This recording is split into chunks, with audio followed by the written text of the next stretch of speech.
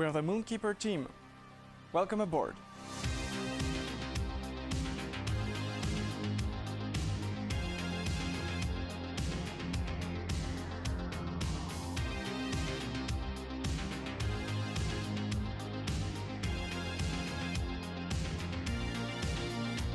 Moonkeeper is a science fiction comedy which presents the moon in a new light.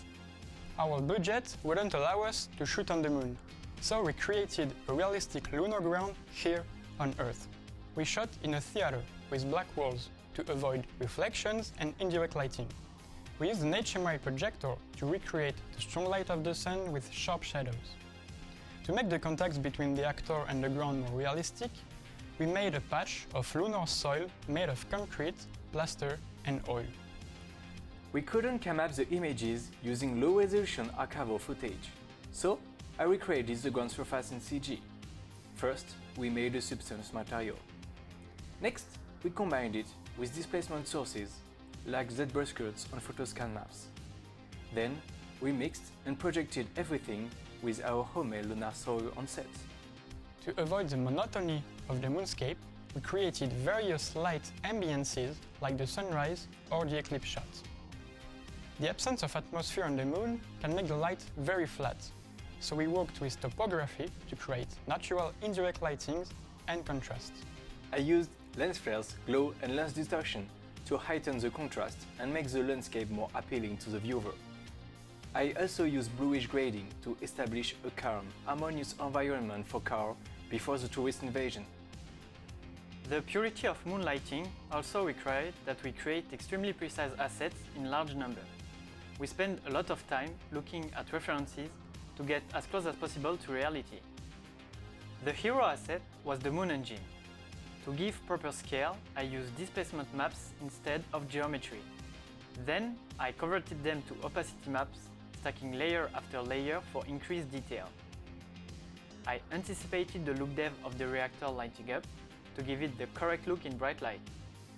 Another major challenge was to create a parody of the conquest of space, using exaggeration, rhythm and humor.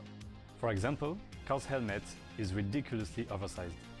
Leo and I made the plaster model to create the shadows on the actor's face. Then, we splattered it with paint, and Nicolas geotracked it and integrated the 3D. Carl's suit, however, evokes a classic groundskeeper. It's blue, with shiny gold parts to indicate his obsession with tidiness. To underscore Carl's isolation in a silly way, we decided he should live in a funny-looking, non-terrestrial bubble house. After a long search, we actually find one here on Earth in the south of France.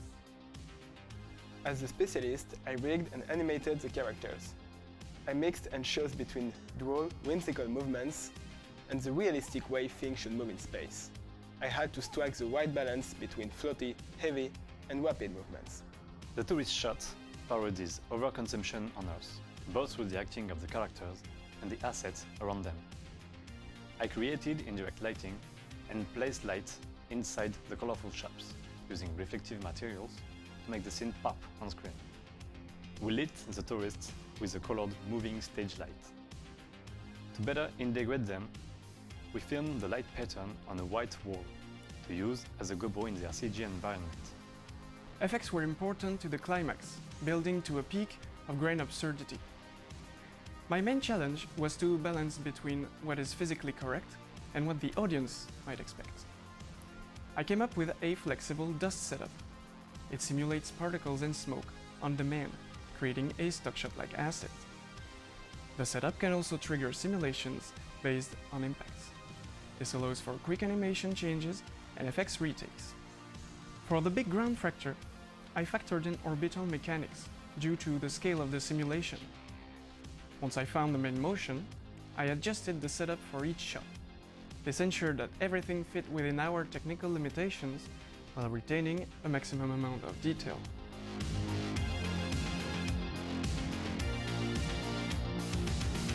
Moonkeeper was a fantastic space voyage for us. We hope you enjoyed it too.